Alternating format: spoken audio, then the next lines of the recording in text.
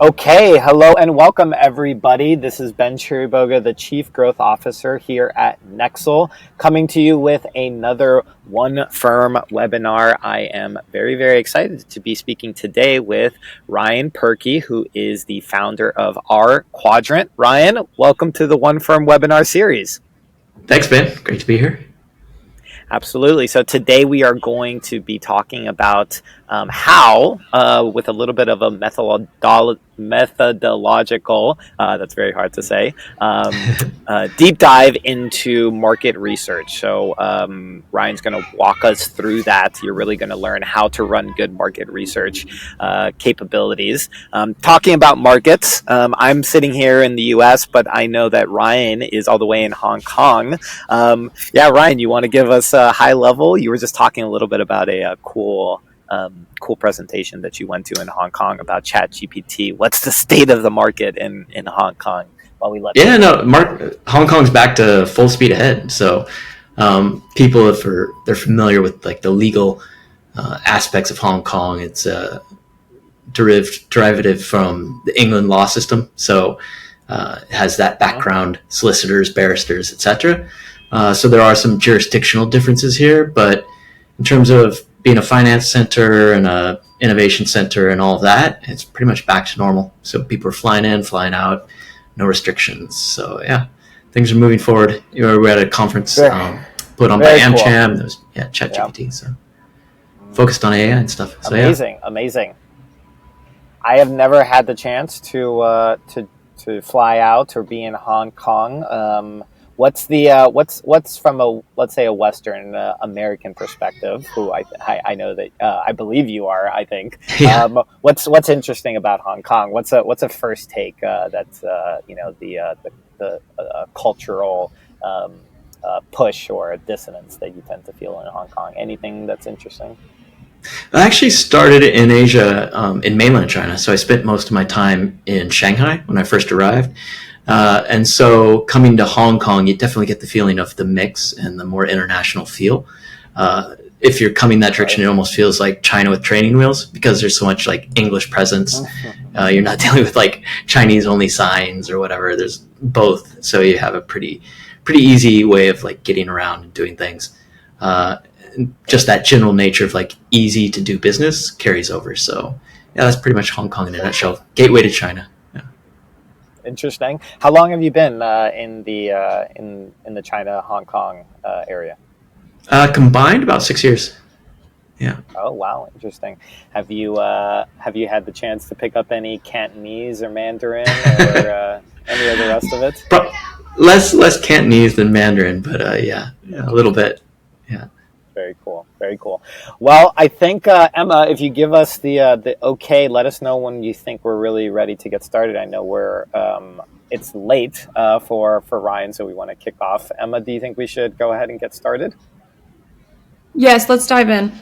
Okay, perfect. So we are going to go ahead and get started. You are at the One Firm webinar. I am joined today by the founder of rQuadrant, Ryan Purkey, and we are going to be talking about the hidden potential that your firm can start to expose with market research. I'm going to go ahead and read Ryan's bio for him, and then we're going to go ahead and Ryan's going to share some slides. So Ryan has over 20 years of digital transformation and marketing experience. While in Asia since 2017, he's worked with LinkedIn, Cornerstone Global Partners, AmCham Shanghai, and several other SMEs. Very, very interesting. While speaking in Beijing, Shanghai, Hong Kong, Singapore, and Bangkok. Wow, really covering it all. From 2000 to 2008, he worked on campaigns for Lowe's, Victoria's Secret, a lot of those other big brands, and in 2008 he joined the SaaS company Cornerstone On Demand and helped them to their IPO. So Ryan, I'm sure there's much more behind all of that, but kind of a potted bio of where you've been. It's very, very interesting. Anything we missed out? Anything that you're currently working on or hope to work on? That's the latest. Cool. So my most recent role was head of digital at a law firm here in Hong Kong, and so now I'm moving back into the tech sector. So yeah, that's the latest. Very interesting. Amazing. Well, cool history. So why don't we go ahead and get started? I'm going to stop sharing my screen and turn it over to Ryan. And I am on bated breath. We're going to have a bit of a conversation. Maybe stop Ryan a couple times, but really he's going to be driving this wagon or steering the ship or whatever other metaphor you like. Go ahead and kick it off. Great. Yeah. So we're all in the right place now. Market research and with the thrust of identifying growth opportunities. And behind that philosophy is the idea that implementation is greater than identifying something. So I think in the classical market research sense, like pure market research, you would have a company that puts together the research, the surveys, finds the focus groups, looks to do just pure research, pure scientific method based on that, and say, what are we seeing? What's our hypothesis? What can we grow or increase, or what's the market telling us? But I think a better method is to start at the end and say, where we're going to get buy-in. What is the big question that we're trying to solve? So, in the classic sense, you'd have your goal formation, you're trying to find some purpose behind the research, and then the very scientific methods of design the research, have the database, do the data collection, the analysis, etc., and then say, okay, let's try to get this implemented. I think if you really start at the end and say, especially in the law firm setting with partners and everybody, that you get that buy-in at the end and say, what are the results that you would like to see? What is the report that you want delivered? What is the specific answer that you want for the questions that you're asking? And that buy-in will make sure that you're asking the questions in the format that they want. And if there is an outlier, if there is something that the research or the analysis shows that's much different in that direction, you bring that up. But by putting it in the format and to the degree that they want answered, it has a much better chance of being implemented and moving the needle forward and answering the harder question of, okay, this is what we think we're going to do. This is what we're doing. Is it going to produce growth? Because without that, it's just a research paper that you're trying to get read and trying to get your audience to consume. But, is it going to cause growth? Not if it doesn't have action taking place. So, and this is from Backward Market Research by Alan Andreessen. So that was an article that was in the Harvard Business Review back in 1985.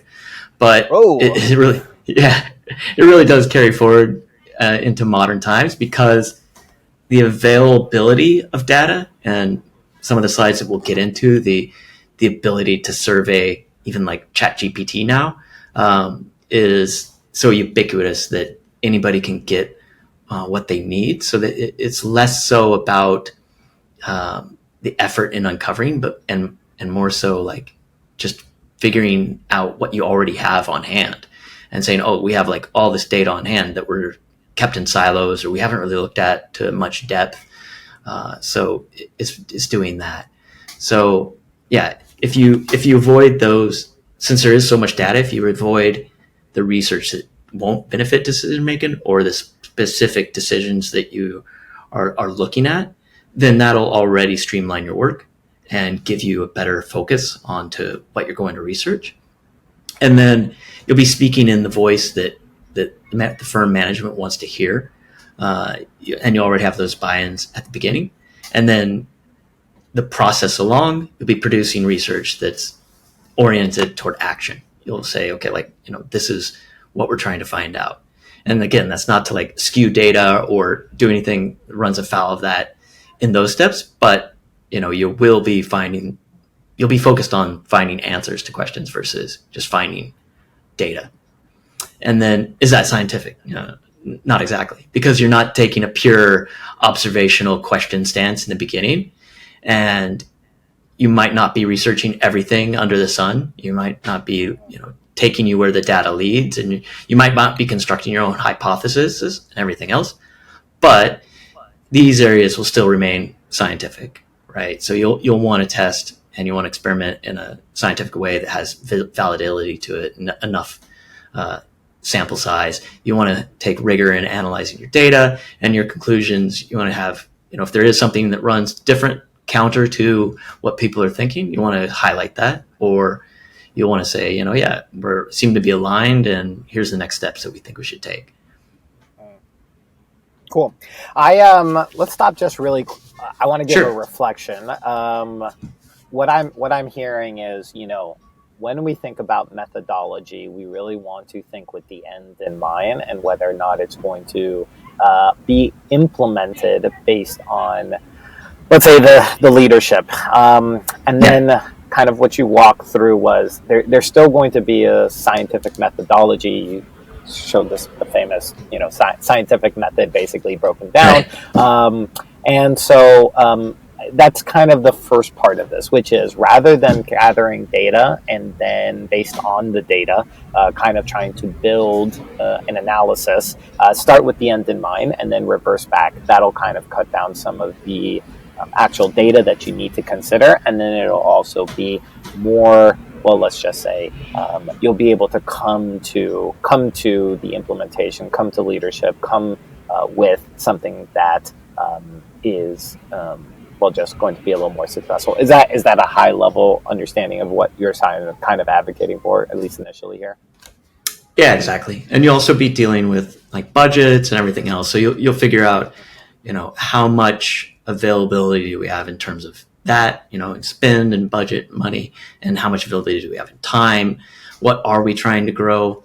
Are we trying to grow relationships? And here's, like something Nexl excels at is if it's relationship based or account marketing based, can we plug that in a tool like Nexl and say, yeah, now we know these relationships. We know who's a strong relationship, what firms or accounts are strong relationships with our firm, and how can we grow those relationships using XYZ firm as a model that we already know. How can we apply that to the ABC firm that we're trying to target, or the companies that we're looking at, or the geography or the locations, etc. So it'll give you all that kind of information, helping you decide what are we going to look at versus let's look at everything and try to come up with some interesting answers. Yes, totally. Okay. Totally take the point there, and I think it's something to everybody to take away, especially in kind of a world of golf with so much data.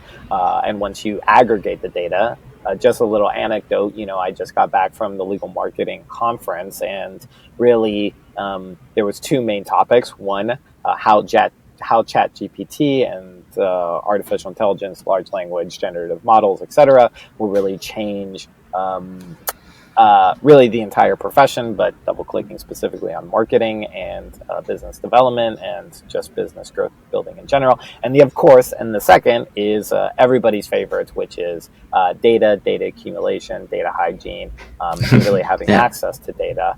But I think what you're advocating for is, once you solve the data problem, which there's still many, then it really becomes what do you do? And here's where you come from, the question that you ask is important. Yeah.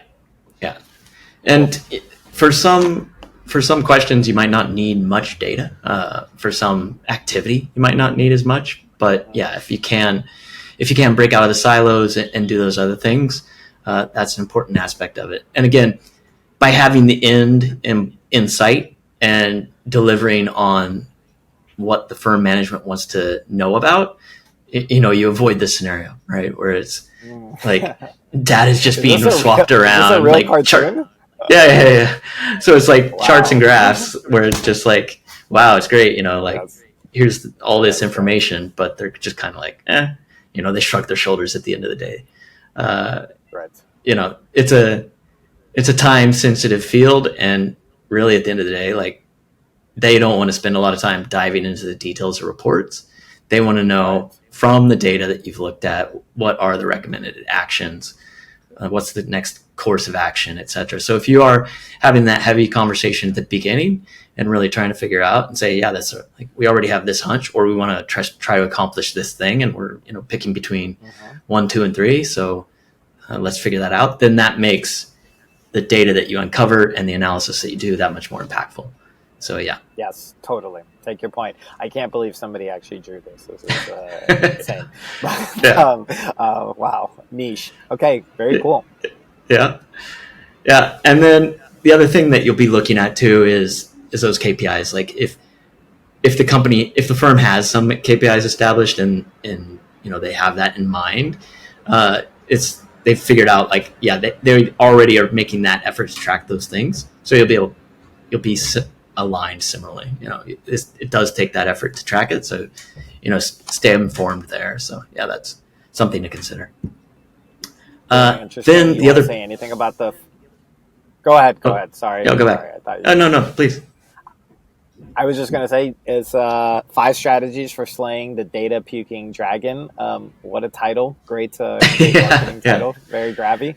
But do you want to say a little bit? Maybe you do have a background in law firms. Can you say a little bit before we leave the idea of KPIs that have pre-assigned targets?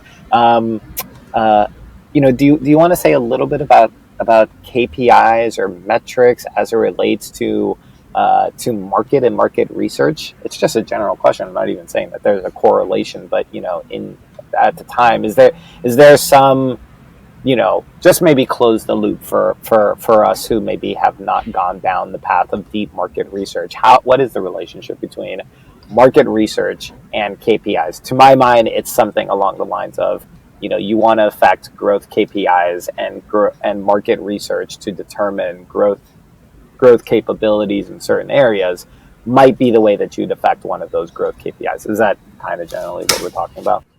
Yeah. So we'll have a few examples coming up from like SEO and social, but I'll dive in more so on the SEO side because the social is like pretty clear in the next slide. Okay. There's just so much. If you do the deep dive into, like, let's say that vertical SEO, you will see like have our click-through rates slidden off for certain terms that we're ranking for competitively, or do we have practice areas that are ranked really well and other practice areas that are not, or are we attracting search terms and they're not panning out as to inquiries on the website? So you'll begin to see those aspects of the stuff that is already in place and is driving some amount of activity, and where there's a gap, like where it's been either not working out to your expectation based on the numbers that you're seeing in terms of impressions and clicks and etc., or everything's working well and you're just trying to move that over into a new practice or a new geo or something. So I think a lot of it is just figuring out the parallels or figuring out stuff that's already clearly defined as, hey, we want to rank for this, this, and this because we do X, Y, Z.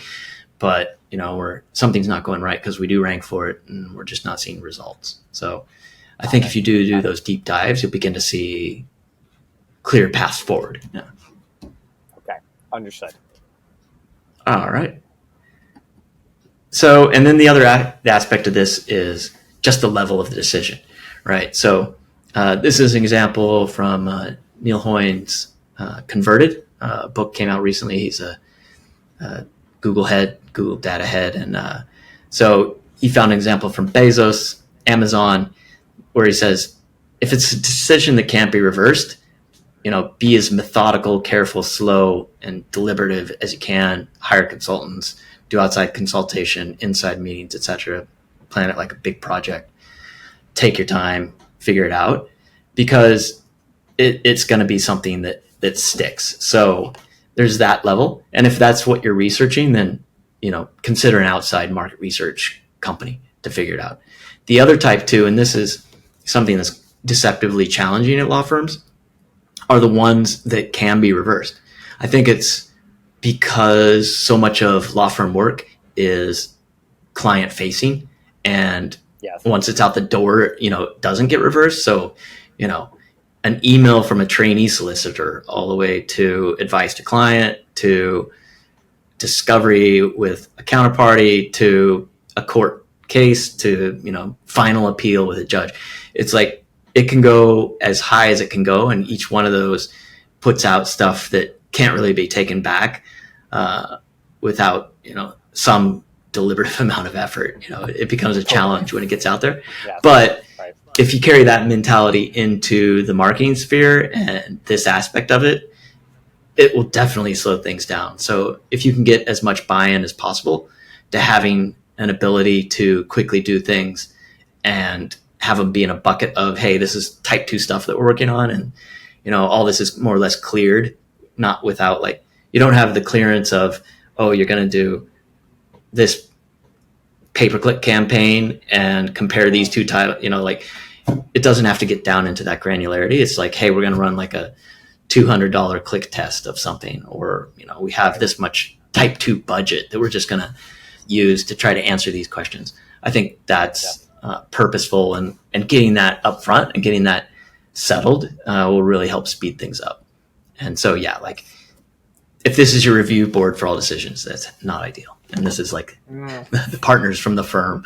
So if anybody's familiar with that movie, it's a kind of a contrarian relationship as well. So you don't have to bring everything in front of the partnership. And the partnership mentality is like, we're all in this. One person could screw it up. We're all trying to make it all better. But when it comes down to like these type 2 things, it's like, just bring it forward as much as possible. Yes. Let me jump in just as a reflection, because I think let's tie in the sort of first insight and the second insight before maybe you go to your second. So the first insight is really start with a good question in mind and something that might be impactful to your point, and to speak directly and clearly. Most of the time in a law firm, there's not a lot of time to make decisions because time is literally money in that context. So they want to kind of know what's the executive summary and make a decision and be able to make a decision. So deliberation, let's say, can be difficult. So starting with what is practical, what is doable based on resources, et cetera, et cetera, et cetera. So that's kind of like the first insight, rather than start with what does the data suggest, because the data is going to suggest lots of different things, lots of different test opportunities, et cetera. The second sort of methodological insight around market research is this idea that you really want to break out decisions into 2 different buckets. The first is what is not reversible, in which case slow down, and what is totally reversible and really actually is just a matter of gaining more insight to make a decision. That's your type 2. It's kind of like thinking fast and slow, maybe a little bit. I don't know. That's not an analogy. It actually doesn't mean that. But anyway, if you've ever read that book, read the book. It's interesting, nevertheless. So if you combine those 2 things, it's like you kind of now have a basis for what are we going to do and how are we going to do it? Is it going to be like a quick test where we're just gaining research and figuring out things, or is it something slow because it's can have large impact? Is that a pretty good, again, high level summary of where we're at?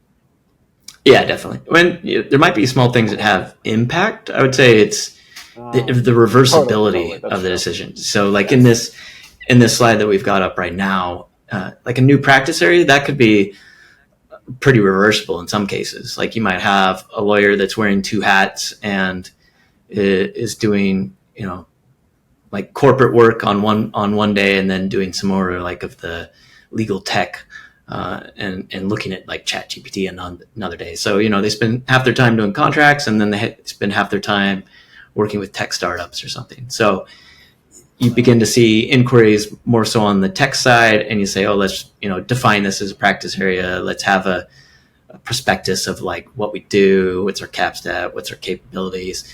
Okay, and you're more or less, it's the same people, it's the same rate, it's the same everything else, but it's different, what aspects you'll be working on. That you can spin up or take down pretty easily. But if you're looking at opening a new office, or you're looking at merging 2 law firms, those are going to be something that's a lot more long-term, a lot less reversible. And, all 3 of these could have similar impact if they have, or, less impact at the larger scale if it stalls for a while. But The later two are definitely less reversible. So that's, I think, something to consider. Got it. Cool. All right. Yeah. And so, yeah, whenever practical, go quickly. And this is also a loose example from Neil Hoynes Converted. He had two clients, and they're both, data driven, and they're like, yeah, we'll get a test run on, and we'll look at it and everything else. And the first one never really broke out of how they would do their test. And the second one was like, oh, that's an interesting thing. We can scale it, and we'll just get a test running, try to get an answer tomorrow. So if you do have that segmentation of type 1, type 2, and you know which one you can do for which questions, you'll go a lot faster. The other thing you can do with the small stuff is work it towards bigger stuff. So, like figuring out lifetime value or profit per human for every person, client that comes through a law firm is like some big reach goals, but you can figure out what you do know at the small end and move it towards answering those bigger questions. And this is also, again, from Avinash Kaushik. So you can begin to say, oh, like, yeah, we've been looking at bounce rate, and we're measuring that. How does that pair along to somebody that's now making an inquiry? So in his case, it'd be checkout, but are they doing an inquiry on our inquiry page or emailing our lawyer, et cetera? And so you can start to begin to map out where your small stuff is answering the bigger questions. Got it. So yeah, the next section is pretty much specific tests and tools that you can begin to run to answer some of these things. And then just to stick with the type 2 advocacy at the beginning, you could do something like, if it was an office opening, without that huge thrust of market research of, surveying people, et cetera, you could do text ads that are geographically targeted at that potential area and send it to a survey landing page. You could, instead of like your own website and advertising your services, you could send it to a survey, and the ads around it would be, oriented towards legal services in that area or new potential legal services and what's your opinion, et cetera. And then serve it to just like an unbranded, we're answering these questions, and pretty much run that in-house just to get an idea of the responsiveness of that, what you think you might have seen from a different source, and say, yeah, it looks like we're getting a little traction here, to help confirm it along and get something back to law firm management as an answer, not a definitive answer, but you begin to answer that question. You can analyze relevant search terms related to a new practice area, figure out their intent and volume. You can see if, if you don't have anything out there, you can look at using paid tools. So like the Google AdWords tools that'll give you an idea of search volume. Some of the others, no shortage of those to get you a rough idea of what you want to see and how much potential it could have. If you are seeing, again, like I said earlier, gaps in SEO where it's like maybe you have a deeper ranking, but it's consistently pulling in some terms. So you see people like really scrolling through the results in order to find something that relates, then that's an idea of like, oh, we should actually have some targeted actionable content around this. And so that might justify, if there's enough of that, creating that practice page and, farming that out. You could also send out a specific email to a demographic that you already know that you want to survey your database. That could be something where even if you don't have something in place already, but you have like a LinkedIn following, you can look at all your followers and say, oh, these followers are law students. These followers are general counsel in-house. These followers are, other law firm partners, et cetera. And you can separate those out and email them to answer like the question that you're looking to answer. So if it would be a different type of email for law students than it would for partners at another law firm. So that's another aspect of that, and folds into the other thing of segmenting social followers and pull them on the content they would prefer to read, as one example. So all that stuff is pretty much there and available, and would be an aspect of generating growth, right? If you better align the content that you're putting out to what they want to read, you should probably expect to see some growth from producing that content. Okay. other Great. tool. Very cool. No, yeah. Okay. So Google Trends. A lot of times, if you ask some lawyer about Google Trends, I'm like, yeah, I looked at it. It's like kind of pointless. Like it doesn't show me anything actionable. But the issue with Google Trends is it's overly broad at the get-go, and it's vague because it's all been relativized. So like they try to go by date of whatever your timeline is and say, okay, this was when we noticed peak interest, and then this is like kind of the interest baseline, but they don't give you the numbers around that. But if you do get granular, you don't really need those solid numbers. So if you adjust your location and you're like, oh, specific to California, and adjust your timeline in the past 12 months, you can even change it so that it's law and government. So then you're dealing with employment related questions, and this is topic, not search term. So it can be stuff that's anything employment related, and you can confirm it when you're on there by scrolling down and seeing like the related search terms as well as related areas. So it would be, like employment contracts, etc. And then you can select this section, law and government, and then you could even change it from YouTube search to web search to image search. Usually web search is going to get you the best insights, but you can begin to see pickup. So if something is just sort of been steady and then it starts to rise in a certain jurisdiction, you'll have a better insight as to what's going on. A practical example of this is when COVID hit, I went into Google Trends and I did something very similar for Hong Kong and related terms, and begin to plan out some content angles for the law firm based on that. Because we could see that searches were going up, unrelated to our website, right? Searches were going up around terms like leases, office leases, store leases, employment support scheme, all of that stuff that the government was planning. So you could see some stresses on the front end of businesses figuring out, okay, what are we going to do? And how are we going to pay for our rent, or do we even have to pay our rent if our building's closed? Like people try and answer those sort of questions. And then on the user side, you could see people worried about their jobs, etc. And so that gave us a front end to the content that we should produce and have ready. And so we really focused in that period on the employment side. Anyways, we had like 12 practices. So in employment, we focused on, in Hong Kong, specifically the employment support scheme, which the government was rolling out and putting out pretty much just, the 5 key points from the latest update from the government. And that content, all linked and timely and everything else, produced like the biggest amount of search volume that the law firm experienced. So it got a massive audience and was impactful. And it's more or less, because it didn't exist yet, is more or less driven by like this kind of analysis from Google Trends. So you can use Google Trends to analyze something where you might not rank or will never rank. You don't intend to rank, for like office leases and stuff like that. But you can still get an idea of it in areas where you might not be, if you're trying to consider opening in a different location, etc. So it's very flexible once you do begin to adjust everything and dive into it.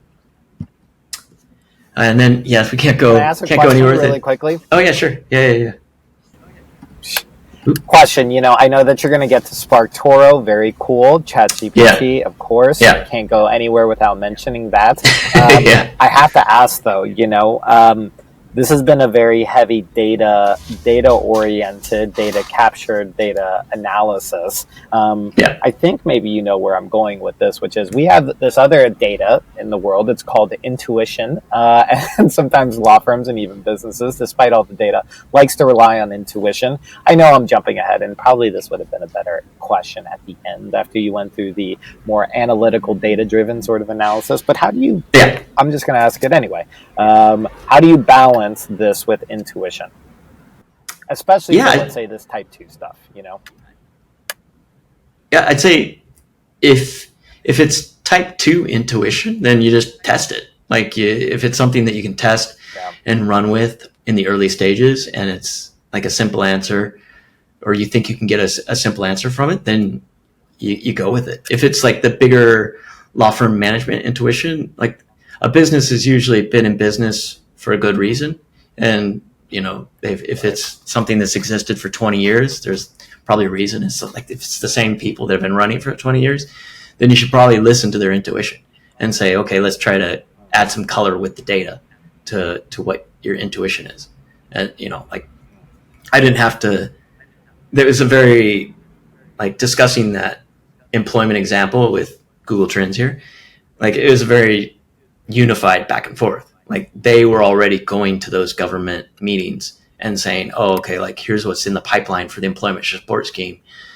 Here's all the government side of it that people probably won't care about. Oh, and here's the 5 points that are really impactful.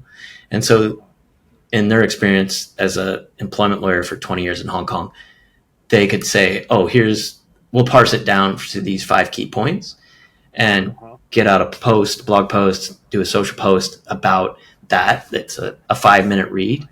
And that will carry along with it the rankings, the traffic, everything else, because it was timely and it was on point. So yeah, when you do have these in place and you do have some familiarity with the tools, then you can begin to answer those intuitive based questions. It's like, yeah, I think it's more like this. And then you can be like, oh, okay, let's look at that. Yeah. Like I can see data that backs that up. And that sort of gets back, that's a question that even though it feels like it could be at the end, it gets back to our intro of like, yeah, that can be, intuition can very much be a guiding light at the beginning that helps you see what kind of stuff you should analyze or what data silos should you break out, open, and combine in order to get that even more dialed in. Yeah. Okay, cool. Sorry for jumping in, but no, perfect. Task. Yeah, and can't go anywhere without talking about ChatGPT. But I think the important thing to know about how ChatGPT is currently structured, and I guess all large language models, and that aspect of AI, is that it's not good at facts. It's not good at math. It's not good with black and white. So, like any lawyer so far that I've heard that says, "Oh yeah, I went to ChatGPT and asked it a thing about the law and it wasn't so good," because they're asking it some nuanced legal question that requires knowing the 10 steps in advance, like the chess game of the law versus, a thing that is in ChatGPT's wheelhouse. What ChatGPT is good at is being like a super broadly read opinion engine. And so if you ask it this type of question, what's the general opinion of law firm, name of the law firm, what's considered their strengths and their weaknesses, if I'm considering them and I'm in this jurisdiction, and what other ones, if I was a potential client, would I consider?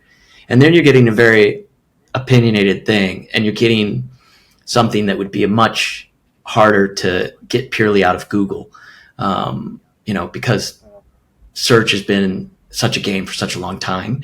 You don't know if that article that's like, oh, compare and contrast these 5 law firms, all 5 of those law firms paid to be in that article, or if, the intent around it. But with the way the ChatGPT works, and it combines both the things it's discovered through all the massive amounts of data that it has with the way it writes, of not picking like the 100% best next word or the best flow that it thinks, but more of like an 80-20 mix, you can get some really good survey answers just by answering it in this way. And so, that can be a surprising thing. And then you can also shift it where it's like, oh, I'm thinking about more so this focus, and then can you expand the list of law firms that you've provided me with to whatever. And so you can really start to deep dive, and the way you converse with ChatGPT, if you start with this top line question and then work your way down, it'll still refer back to the top line question. I think this next slide can really bring that out. Whereas this is from a Stanford professor, Christopher Potts, link to the YouTube video where this pulled from, is you can see his layout here where he's prefaced it as, hey, this is a logical and common sense reasoning exam. So in order for it to be a good answer, you need to explain your reasoning in detail, then answer with yes or no. Your answer should follow this 4-line format, and then gives it a very clear format, and then starts with the premise, starts with the question, and then says reasoning, hits enter, and says, okay, provide it. And so that will give you a format that you're expecting. So if you do have a format that's similar for like a survey questionnaire or, a back and forth, like an interview style, you could do that as well. And then ChatGPT will play the role of, again, like a very broadly read interviewee. And so it'll give you stuff where, it's not confidential. You're using like public data to ask kind of public questions. And so you don't have to worry about, putting in sensitive data. You're getting stuff that's more like a finger in the wind, testing the temperature of what is opinion. And, more or less, it could be, if it's wrong to the same degree that if you just ask somebody on the street, that they're wrong. So somebody on the street might not have that strong of an opinion or might not have as wide of knowledge, but, those factors will contribute to it being just about as successful an exercise. So this is I think a very beneficial way to use what the current state of art with ChatGPT. Let me just one last layer this in. Just you can tie all of this in together, which is, the use of not on this logical prompting style. Prompting can really sort of orient ChatGPT as if it was, you want to get something out of it, so you have to prompt it to get that thing out of it. Putting that aside, going toward, let's say, for example, you have survey data. Let's say you have yes or no survey data. Nexl, and I can plug this, we're going to be releasing a survey about the struggles that different law firms have on their growth initiatives. And we got yes or no answers. We got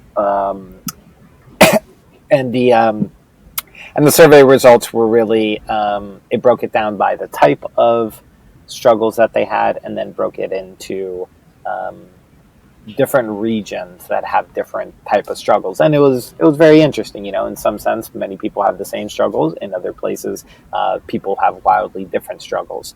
The struggles include things like can't easily prove ROI, can't tie marketing to new strategic initiatives, have problems collaborating within law firms, don't know what to do, et cetera, et cetera. These sorts of growth struggles, let's say. Okay, that's a huge setup just to asking ChatGPT to derive opinions from that kind of survey data. I believe ChatGPT can do that if you prompt it to kind of ask it based on this kind of survey data. Is that correct? Is that your understanding? Yeah. Depending on the data size, like if you have just a free ChatGPT access and like no API access or anything like that, there'll be a text limit on what you can prompt with. Yeah. But beyond that, like if you can distill it down and get in a fair amount of text, then you could ask ChatGPT, like I'm going to dump these 10,000 words, whatever the limit is. And then from those 10,000 words, construct a word cloud of the most important terms give me my primary keywords, great like that example. kind of thing. And so it would automatically produce that kind of thing. And it would be more correct than if you asked it to do like, complex multiplication of something and math, it would do a better job at that with that data set. Yeah. And then again, if you're also at like if you have business API access, you could just dump into a data set of like your own internal stuff and say, hey, I'm working with OpenAI, ChatGPT, give me these kind of answers from this data set. And that would give you that. And I think a recent tweet from Sam Altman was, they are setting up a model that's data sensitive. And so, make sure that your data doesn't become any part of their training and your questions and everything else. So there is beginning to get stuff in place that, in terms of terms and services and things lawyers really care about, that'll say, like your data is private, all that's, cleared. And in a familiar, in terms of GDPR and US standards, a familiar like data processor, data user kind of format. Right, totally. All right, why don't we plow through? I think we're getting to the end here, and I know you want to go through one more example, and then we want to see if there's a couple of questions. But yeah, this has been great, and then we'll go ahead and wrap it up. Yeah, my pleasure. So, next example, and this is kind of a downer for some people, but you definitely need to track growth against wider platform growth, right? So if and this is LinkedIn active members in the millions. So I think last polled, one of the latest results, 850 million, but they're growing pretty much like in this chart, like 6% every quarter. So if you're just on LinkedIn and kind of just existing and putting out like some minimal amount of content, you should kind of expect to grow 6% every quarter in terms of like followers or readership numbers or whatever, right? If you're flatlining throughout this timeline when you're on a platform that's growing like this, that's really bad. Like that's doubly bad. So, if you're doing the right things on a platform that's growing like this, your numbers should be like up here, right? Or hockey sticking or whatever. If you've made a change and like that change is really like if you're starting to roll out videos and they're having like really good traction, you should be peeling away in the above from this type of growth on that platform.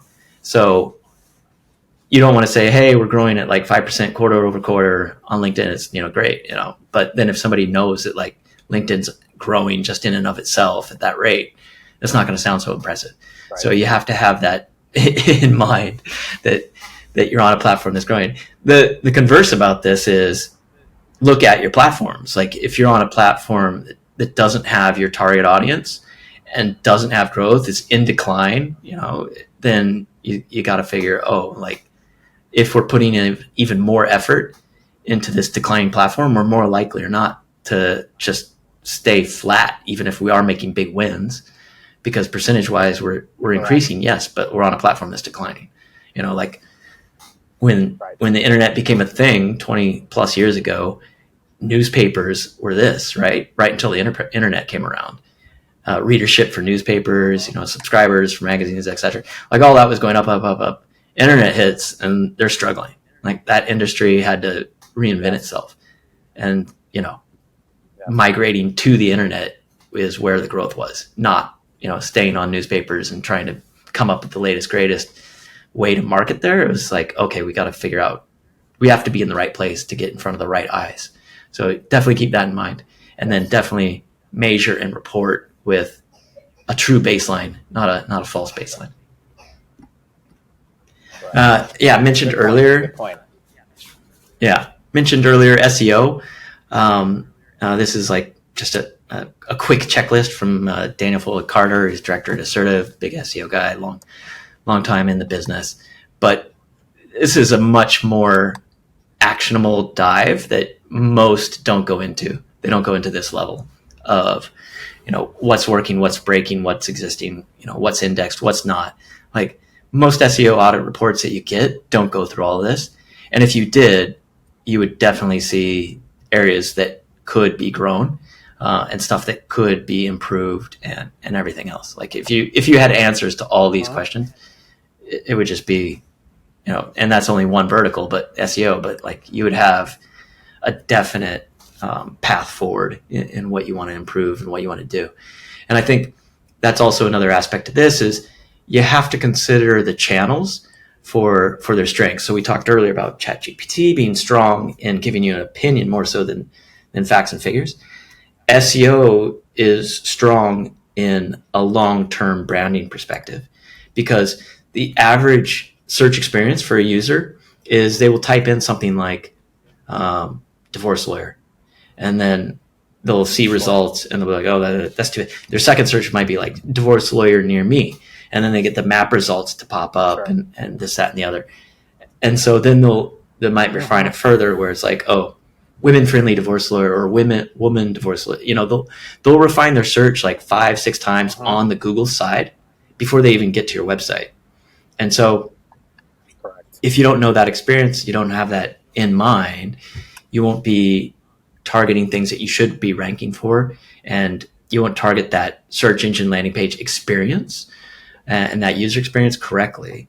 And so you'll be kind of like spinning your wheels. Whereas, if you do figure it out, you'll say, oh yeah, we shouldn't even advertise for this term, and we should just target like this, and this, and hone our page so that it's like this aspects and really aligned well with intent.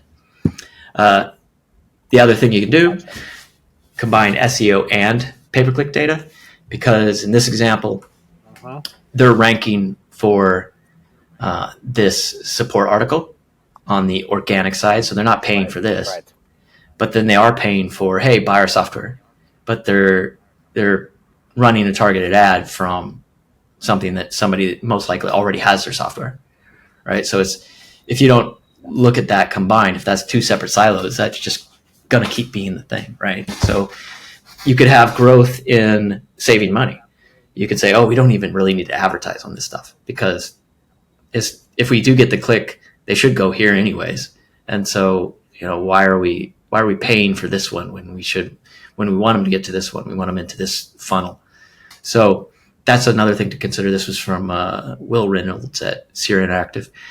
And so, yeah, that's like, if you have stuff in silos, you might not know, but if you put it together and think about it logically, you're like, oh yeah, we can like save money here and put it into something else in order to power some growth.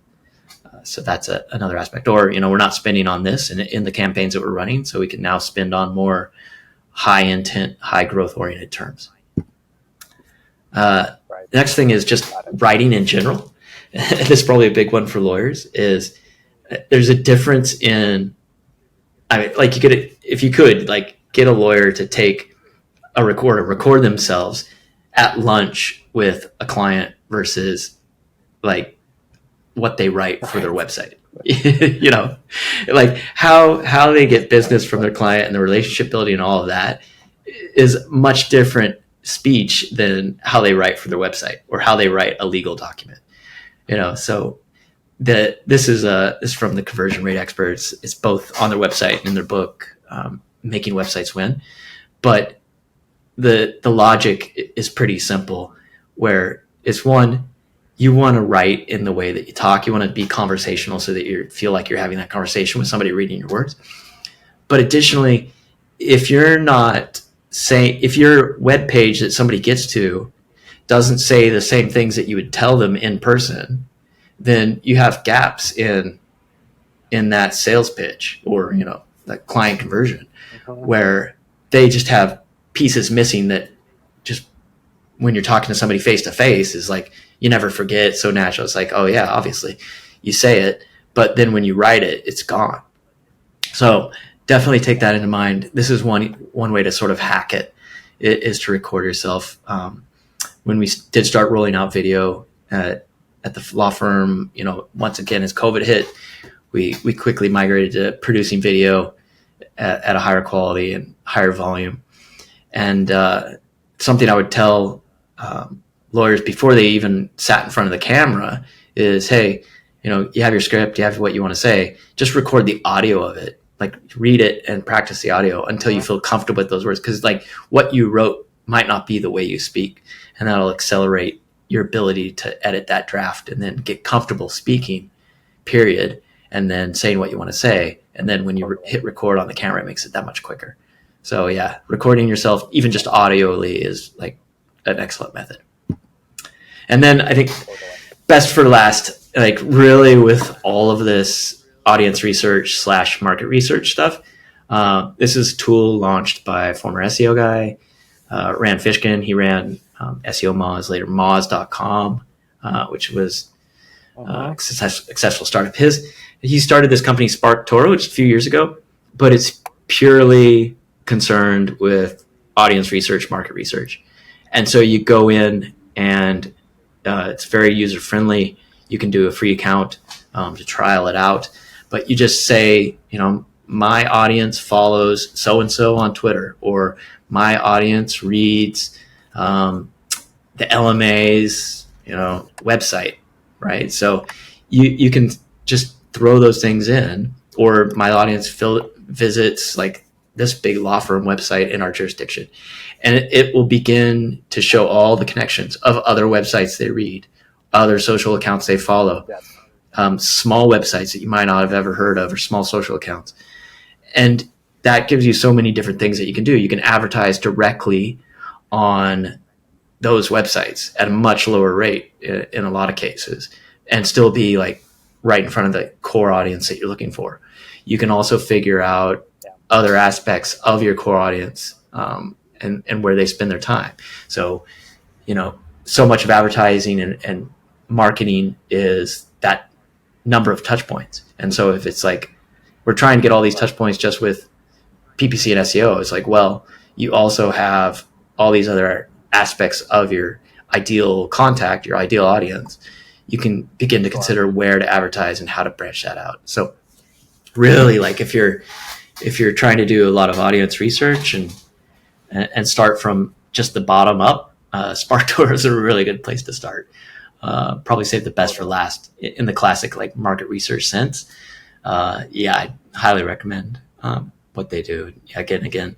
In the COVID days and the early days of the firm, we used them just same as this, and said, like, we can advertise here, here, and here more directly to expand these practice points, and ran with that. And so, all 3, 4, 5 of those things can really help contribute to your growth initiatives and your market research. Yeah, I'll add one last tool that I always found very interesting, which was Ask the Public. I don't know if you're familiar with that. You could basically add in a prompt, and it would break out all of the pillar questions that kind of revolved around. So let's say a law firm in Hong Kong. It would break out all of the search queries that would kind of roll around the spoken pillar kind of model of law firm in Hong Kong, and you could go ahead and try to rank for that. And really, it was just a good exercise in how people think about that question in general. It's not just that question. It's always a myriad of different angles into that question, let's say. So that actually, it's not really a great example in this setting, but or the one I'm thinking of right now, there's a photo feeler. So this is a website where you can actually upload 2 photos, like a headshot photo of A, B, and people will vote on which one that they find more. And I think it has categories like professional. So if you're trying to actually come up with an improved LinkedIn profile, right? And you had a photo, like a photographer come to the firm, take some headshots, and you can't decide. You can put both photos that you're trying to pick between on that website, and people will just vote on them, and they'll write comments as to like why they find it more professional looking, or if it inspires confidence. And there's like all these different, bars ranking why or their feeling towards it. It even goes to the depth of the person that does the voting. They weight them as well, where it's like, this person doesn't usually score very high, so we're bumping their scores up to kind of normalize it, whereas this person just gives 5 for everything, so we're bumping them down a little bit to really give you good insight as to like, people find this photo, like they didn't smile, so I felt like a little cold or distant, or etc. Like that stuff can really be eye-opening. And it's not like, it's like market research of one, but it's still another tool in the tool belt where there's so much available nowadays. It just depends on what questions you're trying to answer. So that's another one. Totally. Photo feeler. Yeah. Nice full circle back to the absolute beginning. And I think before we started recording, this is, I guess, for an American audience, but I guess it was attributed, which means that he probably didn't say it. But Abraham Lincoln, I think, said something like, if I was asked, oh God, I'm going to butcher this. Somebody looked this up, but it was basically the question is everything. I'd spend most of my time thinking about the what rather than just going into the how. So the question is really everything, I think, at the end of the day. So formulating good questions, to your point to begin with. Well, Ryan, I think we're out of time here. We've taken certainly too much of your time at this point. You've been very generous. I think we're going to go ahead and wrap up. Some takeaways for me, I guess, were asking the question, is everything? Make sure that you are starting with the end in mind, which is who do you have to convince and persuade, and what is doable and not. So ground yourself in practicality in that way. And then the second was really, think about what needs to be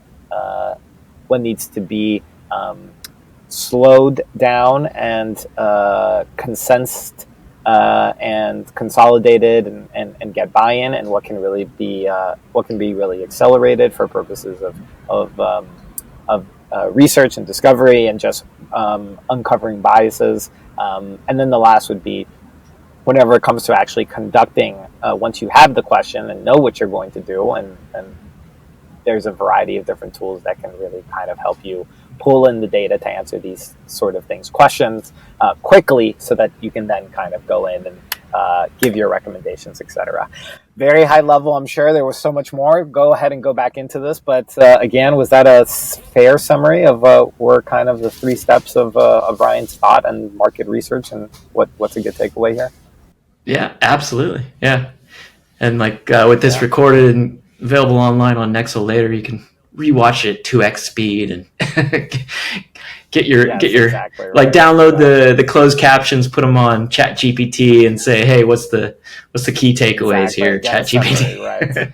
Exactly. So yeah, I think ChatGPT agree with you. So yeah, well said. Totally. Awesome. Well, my I'm increasingly having a ChatGPT brain and thinking in prompts these days. So the man in machine singularity is certainly well on its way. But Ryan, I think we're gonna go ahead and wrap up. Thank you so much for your time. I know it's late for you there. Hopefully you can get some shut eye. But any takeaways? Can you tell us a little bit about where we can learn a little bit more about you? Obviously, I know that you're on LinkedIn because we connected, and I know that you have a website for rQuadrant. Want to plug some stuff? Just on LinkedIn, on the website's rQuadrant. So yeah, we're building out the focus of that right now. So but yeah, if you want to connect, LinkedIn's probably the easiest way. Definitely. Yeah. Very cool. All right, Emma, why don't we get out of here? This was another fantastic, very deep dive on market research and audience research. Another One Firm webinar. I was joined by Ryan Purkey today. We'll be back very, very soon. Emma, thank you so much. Why don't we get out of here? And Ryan, take care, be well, and everybody else, we'll see you soon.